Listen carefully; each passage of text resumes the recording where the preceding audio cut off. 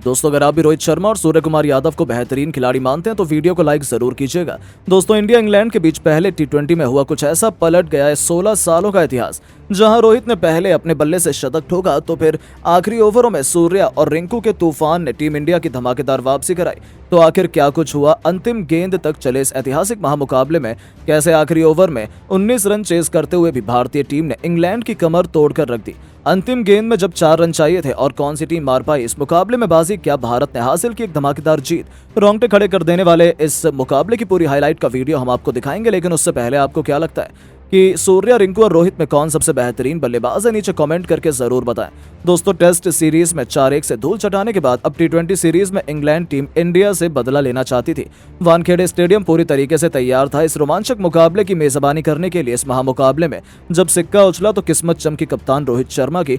उन्होंने टॉस जीतकर मेहमानों को पहले बल्लेबाजी करने का न्योता दिया था। इंग्लैंड के बल्लेबाजों को लगा था कि वो अपनी खौफनाक बल्लेबाजी से टीम इंडिया को कड़ी टक्कर दे सकते हैं, लेकिन इंग्लैंड कुछ ऐसा कर जाएगा उसकी उम्मीद तो शायद किसी ने भी नहीं की थी। पारी की शुरुआत करने आए कप्तान जॉस बटलर ने शुरू से ही भारतीय गेंदबाजों को रिमांड पर लेते हुए केवल 29 गेंदों में ही अपना तूफानी अर्धशतक पूरा कर भारतीय टीम के पसीने छुड़ा दिए थे।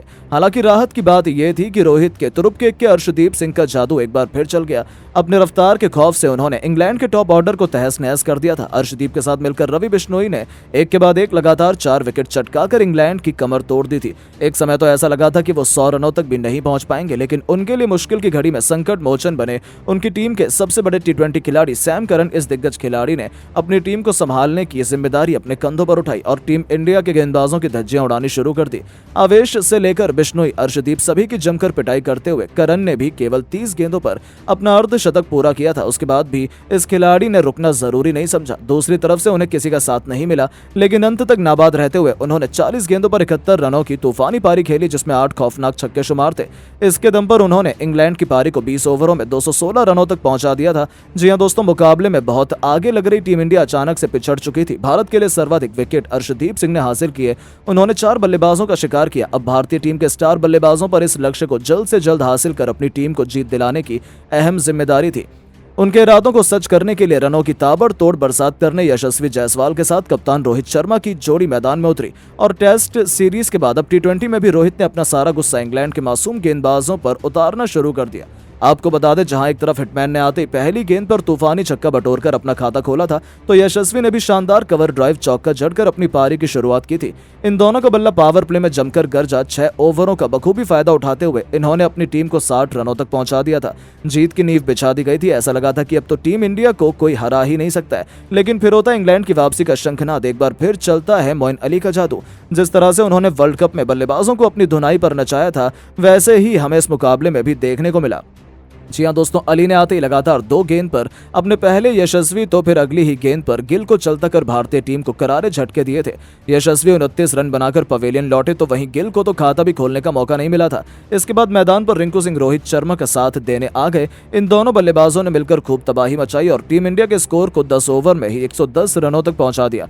जहां रोहित ने सैम करन की गेंद पर सिंगल लेकर केवल 31 गेंद पर अपना अर्धशतक पूरा किया। इसके बावजूद उनका बल्ला रुकने का नाम नहीं ले रहा था। रिंकू के साथ मिलकर रोहित शर्मा ने अर्धशतकीय साझेदारी पूरी कर ली।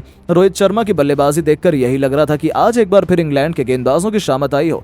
रोहित बेरहमी से गेंदबाजों की धुनाई कर रहे थे। देखते ही देखते उन्होंने 58 गेंद पर तूफानी शतक ठोक दिया और अपनी टीम को जीत की तरफ बढ़ा दिया, वो भी आदिल राशिद की गेंद पर। उनके सिर के ऊपर से तूफानी छक्का लगाकर, जो देखते ही बनता था, क्योंकि वर्ल्ड कप की कहानी दोहराते हुए रोहित अकेले ही इंग्लैंड के लिए यमराज बने हुए थे। पूरी तरीके से मैच भारतीय टीम के हाथ में आ चुका था। इंग्लैंड विकेट की तलाश में थी। ऐसे में एक बार फिर मोइन अली गेंदबाजी में वापसी करते हैं और आते ही उन्होंने अपनी फिरकी से रोहित को क्लीन बोल्ड कर दिया और भारतीय टीम को दूसरा झटका लग गया।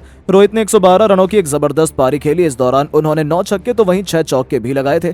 अब टीम इंडिया को जीत दिलाने की जिम्मेदारी रिंकू सिंह के साथ टी20 के नंबर 1 खिलाड़ी सूर्या के कंधों पर आ चुकी थी। अब मुकाबला आखिरी 3 ओवरों में जा चुका था, जहां टीम इंडिया को जीत के लिए अभी भी 48 रनों की दरकार थी। इंग्लैंड को जीत निश्चित मानी जा रही थी। 18वां ओवर लेकर आए इंग्लैंड के सर्वश्रेष्ठ तेज गेंदबाज क्रिस वॉक्स, और फिर क्या था, सूर्या ने इस ओवर में अपनी क्लास दिखाई। वॉक्स के इस ओवर में 2 चौके और 2 तूफानी छक्के लगाते हुए सूर्या ने कुल 23 रन बटोर डाले, जिसकी बदौलत भारतीय टीम तेजी से लक्ष्य की तरफ अग्रसर हो गई थी। अब भारत को आखिरी 2 ओवरों में जीत के लिए 25 रनों की दरकार थी।